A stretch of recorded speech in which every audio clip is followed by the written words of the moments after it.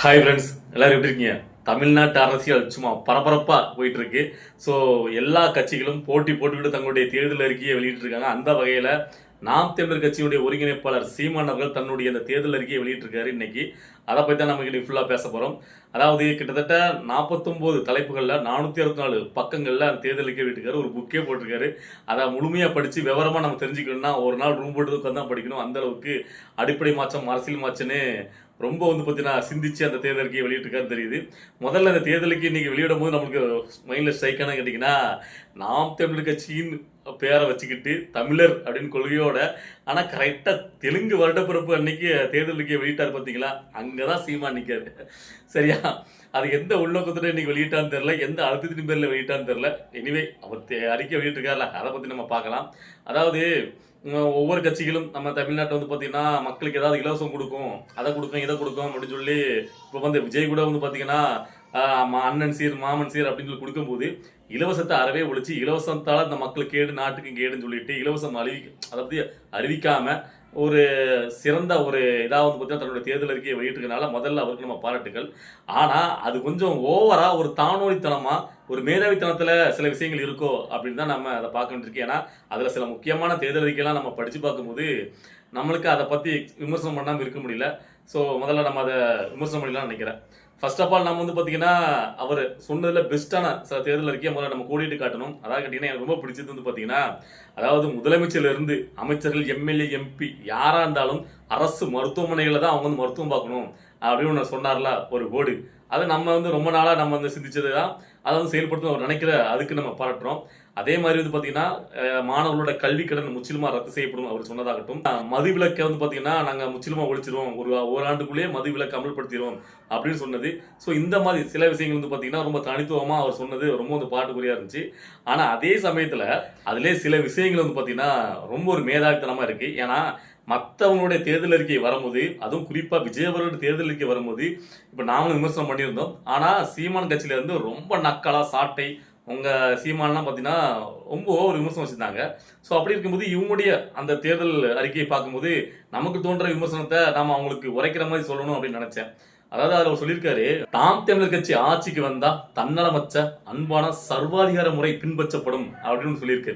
இதை பார்த்த உடனே எனக்கு டக்குன்னு ஒரு மைண்ட் ஸ்ட்ரைக் ஆச்சு. அதாவது விஜய் அவர்கள் டிவிகே கட்சியில் பார்த்தீங்கன்னா மதசார்பற்ற சமூக நீதி கொள்கை பின்பற்றப்படும் அப்படின்னு அவர் சொன்ன உடனே ரொம்ப ஒரு புத்திசாலித்தனமான நக்கலா, அது என்ன மதசார்பற்ற சமூக நீதி, சமூக நீதினாலே மதசார்பற்ற தானே, ஏன் மதசார்புள்ள சமூக நீதி ஏதாவது ஒன்று இருக்கா அப்படின்னு பெரிய நக்கலா கேட்ட இவர்கிட்ட நான் கேட்குறேன், அது என்னையா சர்வாதிகாரனாலே அடக்குமுறை தான், அது என்ன அன்பான தன்னலமற்ற சர்வாதிகாரம்னா எப்படி? இல்லை கசாப் கடைக்காரன் அறிவால் பார்த்தீங்கன்னா ஆன்மீகத்தை போதிக்குமா, இல்லை அகிம்சையை போதிக்குமா, இல்லை என்ன பார்த்தீங்கன்னா நீங்கள் சொல்ல வரீங்க? இல்லை ஏதோ பார்த்தீங்கன்னா மேதாவித்தனம் ரொம்ப ஒரு மேதாவித்தனம் வந்துட்டு தான் அப்படிங்கிற அகந்தம் வந்துட்டா எல்லாருக்கும் இப்படிலாம் யோசிக்க தோணுன்னு நினைக்கிறேன். அப்படிதான் இவர் யோசிச்சிருக்காரு. அதுக்கப்புறமா இப்போ பார்த்தீங்கன்னா நம்முடைய தமிழ்நாடு அரசாங்க முத்திரையில் இருக்கிறது கோபுரம் தான், ஓகேவா? இவரும் ஆட்சிக்கு வந்தாங்கன்னா அந்த கோபுரம் சின்னத்தை எடுத்துட்டு அதுக்கு பதிலாக திருவள்ளுவருடைய போட்டோ அதை சின்னமாக வைப்பார். நான் கேட்குறேன், இந்த கோபுரம் சின்னம் சீமானுக்கு எதில் வலிக்குதுன்னு கேட்க, என்ன பிரச்சனைன்னு கேட்குறேன். எதுக்கு இப்போ இந்த கோபுரம் சின்னத்தை எடுத்துட்டு எங்க திருவள்ளுவர் சிலை வைக்க போறீங்க? திருவள்ளுவர் சிலைய அரசாங்கம் சின்னமா வைக்கிறதுக்கு அவர் தகுதி உடையவர் தான், அதுல எனக்கு மாற்றுக்கிறது கிடையாது. ஆனா இப்ப என்ன தேவை வந்துச்சுன்னு கேட்கிறேன். ஏன் உங்களுக்குள்ள உள்ள என்ன இருக்குன்னு கேட்க, என்ன உறுத்திட்டு இருக்கு? எதன் பேர்ல பாத்தீங்கன்னா கோபுர சின்னத்தை நீங்க மாத்தணும்னு சொல்றீங்க? இதுக்கு நாம் தமிழர் கட்சியோட தம்பிகள் யாரா இருந்தாலும் போய் சொல்லுவாங்க, என்ன பிரச்சனை கேட்கிறேன். கோபுர சிக்னல் தமிழ்நாட்டுடைய பாரம்பரிய கட்டிடக்கலைக்கு சான்றானது, அதன் அர்த்தமாக அந்த கோபுர சின்னத்தை வச்சிருக்காங்க. உங்களுக்கு என்ன பிரச்சனை? இப்போ அதை எடுத்துட்டு நீங்க திருவள்ளுவர் சிலை வைக்க வேண்டிய அவசியம் தேவையில்லையே. அதே மாதிரி இன்னொரு விஷயம், அதாவது பார்த்தீங்கன்னா இந்த தண்ணீர் பார்த்தீங்கன்னா விற்கப்படுதுல, அதை முற்றிலுமா ஒழிச்சிட்டு எல்லாருக்கும் இலவசமாக தண்ணி கொடுப்பாங்க. இப்பவுமே இலவச தண்ணீர் இருக்கு, விற்கிறவங்க யார் விற்கிறா? தேவைப்படுறவங்க எனக்கு இதை விட குவாலிட்டியான தண்ணி வேணும்னு சொல்லிட்டு பாட்டில் வச்சுட்டு விற்கிறாங்க, அதை வாங்குறாங்க. இப்போ நான் கேட்குறேன், நீங்கள் எல்லாருக்குமே ஃப்ரீயாக கொடுக்க முடியுமா? ஒரு பிரயாணம் பண்ணுறோம், நம்ம கடையில் போயிட்டு ஒரு தண்ணி குடிக்கணும்னு நினைக்கிறோம். அப்போ அங்கே எல்லாரும் அப்படி ஃப்ரீயாக கொடுத்துட்டா அதை அன்வான்டாக வேஸ்ட் தானே பண்ணுவாங்க. இப்போ நான் உங்களை இதுக்கு முன்னாடி தூக்கி பிடிச்சி பேசியிருந்தேன். அதாவது விஜய் அவர்களை சம்பர்படுத்தி நீங்கள் இந்த இலவசத்துக்கு எதிராக பேசும்போது, இப்போ நம்ம மின்சாரத்தை இலவசமாக கொடுத்துட்டேன். தம்பி தங்கைகள் நீ வீட்டில் டிவி ஃபேன் எல்லாம் நீ அணைச்சிட்டு போன நினைப்பியா, நான் அப்படி விட்டுட்டு போவியா, நீ சொல்லுப்பா அப்படின்னு சொல்லி சீமான் அவர்கள் பேசியிருந்ததை எடுத்து பெருமையாக பேசியிருந்தேன். இப்போ நானே கேட்குறேன், இந்த தண்ணீரை நாங்கள் எல்லா பக்கமும், அதாவது நான் கட்டண முறை தவிர்த்துட்டு எல்லாருக்குமே எனக்கு இலவசமாக கொடுப்போம்னா, இப்போ வந்து பார்த்தீங்கன்னா பாத்ரூம் போகிறதுக்கு ஒரு தண்ணி யூஸ் பண்ணிட்டு இருக்கான், குடிக்கிறதுக்கு நல்ல குவாலிட்டியாக அவன் யூஸ் பண்ணிட்டு இருக்கான். இப்போ நீங்கள் எல்லாமே இலவசமாக வீடு தேடி தண்ணீர் வரும் அப்படின்னா அவன் அந்த தண்ணி எடுத்து அனாவசியமாக யூஸ் பண்ணுவானா மாட்டானா? இங்கே ஒவ்வொரு வீட்டுக்குள்ளேயும் போய் பார்க்க முடியுமா? எதை நம்ம எது சரி பண்ணுமோ, எதை நம்ம வந்து கொடுக்கணுமோ அதான் கொடுக்கணும். என்ன பொறுத்தவரைக்கும் இலவசங்கிறது நீங்கள் மருத்துவத்துக்கும் கல்விக்கும் இலவசம் கொடுங்க, மற்ற எதுக்கு நீங்கள் கொடுக்காதீங்க. அதாவது முதல்ல நாம எப்படி சிந்திக்கணும்னு பார்த்துட்டு நீங்கள் அடுத்தவங்க விமர்சிக்கலாம். இப்போ நாங்கள் விமர்சிக்க கேட்டிங்கன்னா நாங்கள் ஒரு பொதுஜனம், நாங்கள் வந்து மற்றவங்க சொல்கிறதுல எது சரி எது தவறுங்கிறத பார்த்து விமர்சிக்கோம். உங்களையும் நான் ஃபுல்லாகவே குறை சொல்லலை, ஆனால் சில விஷயங்கள் நீங்கள் தாஞ்சத்தனமாக பண்ணக்கூடிய மேதாவித்தனத்தில் பண்ணுறீங்களே அதைத்தான் நம்ம சுட்டி காட்டி விமர்சனம் பண்ணுறோம்.